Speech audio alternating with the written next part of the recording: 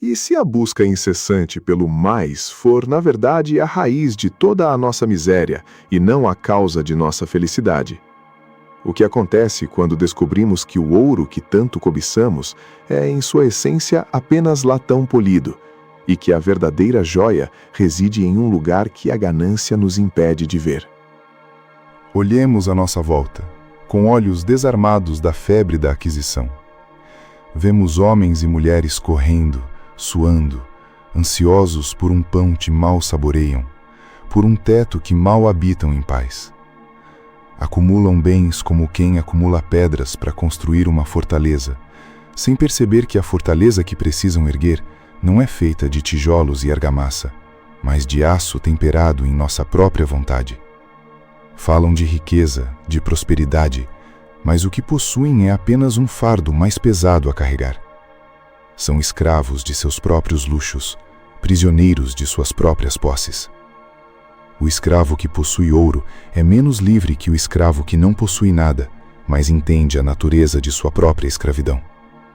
Pois o ouro, por mais reluzente que seja, não liberta a mente. Ao contrário, a acorrenta a preocupações ainda maiores, o medo da perda, a inveja do vizinho, a ansiedade pela manutenção do que se tem. E o que dizer daquele que se diz pobre? Aquele que se lamenta por ter pouco, por não ter o suficiente para aplacar seus desejos? Ele também está escravizado pela carência, pela ilusão de que a felicidade reside no que está fora de si. Ele anseia pelo que não tem, e nesse anseio perde o que tem. Pois mesmo na escassez há um reino inviolável, o reino de nosso próprio julgamento, de nossa própria capacidade de aceitar, de nossa própria virtude. O que pode te tirar a paz, senão a sua própria permissão? O que pode te roubar a alegria, senão a sua própria escolha de se apegar ao que te aflige? A abundância externa é uma miragem no deserto da vida. Corremos em sua direção, com a garganta seca e o coração acelerado, apenas para encontrar areia. O que realmente nos nutre, o que nos sacia a alma, não pode ser comprado, vendido ou acumulado em baús. Essa nutrição vem de dentro, da serenidade que advém de não depender de circunstâncias externas para sermos quem somos. A suficiência interior é essa fortaleza inexpugnável que mencionei. Uma vez construída, nenhuma tempestade pode abalá-la, nenhum ladrão pode roubar seus tesouros. Seus tesouros são sua razão, sua integridade, sua capacidade de viver em harmonia com a natureza e com o destino.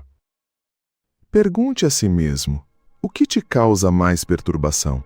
A perda de uma moeda de cobre ou a perda da sua reputação?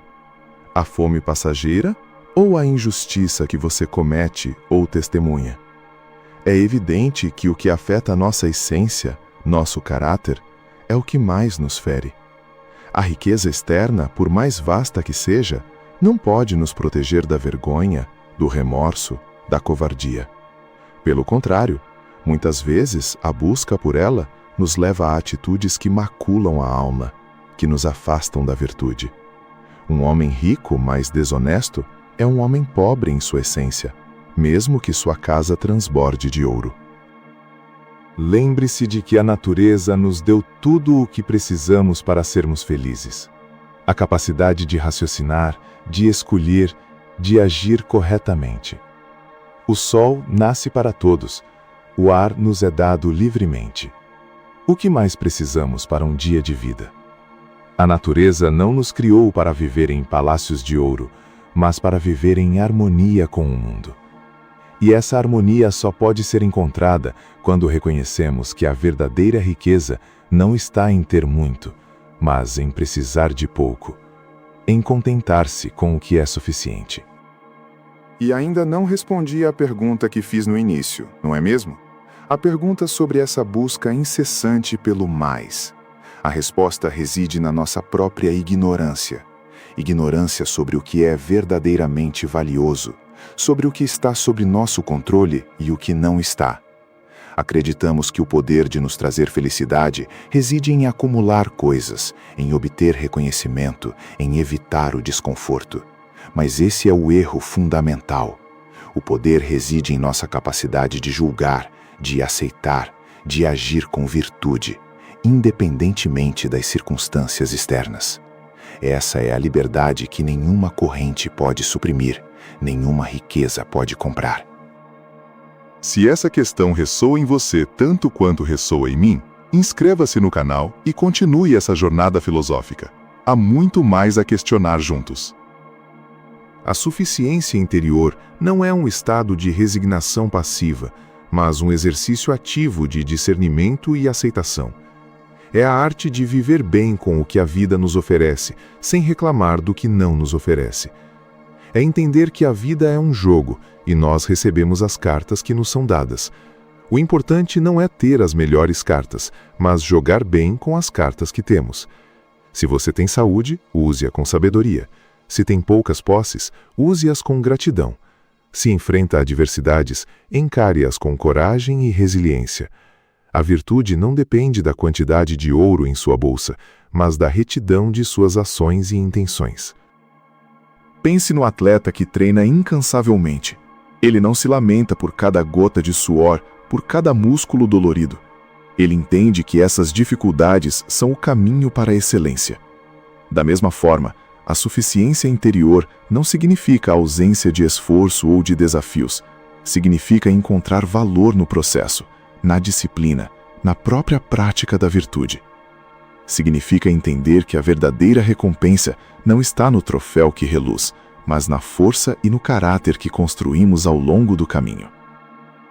A abundância externa, quando buscada de forma desmedida, nos cega para as alegrias simples e profundas da vida.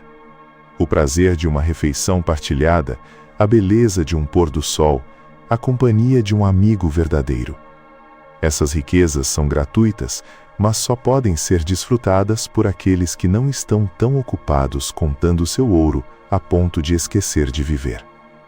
A suficiência interior nos ensina a apreciar o presente, a encontrar gratidão no que já possuímos e a reconhecer que a verdadeira felicidade não é uma meta distante a ser alcançada, mas um modo de ser a ser cultivado. Então, voltando à pergunta inicial, por que buscamos incessantemente o mais se ele nos traz miséria? Porque confundimos o sinal com a coisa em si. Confundimos o brilho do ouro com o valor do ouro. E pior, com o valor de nossa própria alma. A verdadeira riqueza, meus amigos, não é a montanha de ouro, mas a serenidade de quem tem o suficiente para viver com dignidade e propósito, sem ser escravizado por aquilo que possui. É a liberdade de não desejar o que não se tem e de valorizar o que já se tem. Essa é a verdadeira suficiência. Essa é a verdadeira liberdade. E essa riqueza ninguém pode te tirar. A filosofia não responde, ela nos ensina a perguntar melhor. Deixe nos comentários o que ficou para você. Até o próximo vídeo. Inscreva-se no canal,